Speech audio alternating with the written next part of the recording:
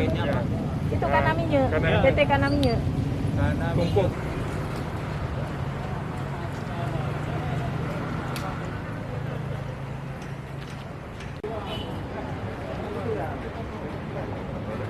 Jadi untuk tahap pertama kita melakukan pembinaan asosiasi dahulu, nanti ke depan mungkin kalau nanti baru ada penindakan.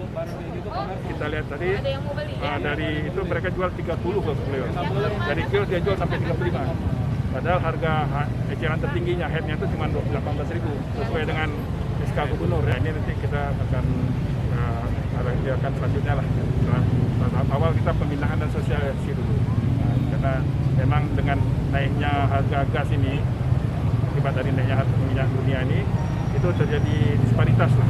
Terjadi perbedaan harga cukup tinggi antara gas subsidi sama yang non subsidi.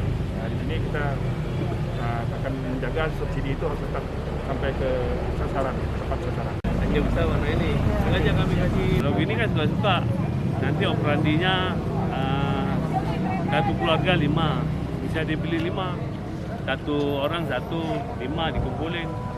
Makanya Pak, harga terjadi 30, 35. Nah, ini tidak boleh lagi. Targetnya ke pengecer nggak ada lagi, cuma agen ke Pangkalan.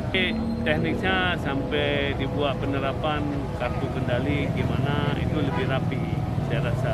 Kalau Satgas ini kan sifatnya temporer untuk kita action sehingga tahu ini salah, sampai ke pengecer salah.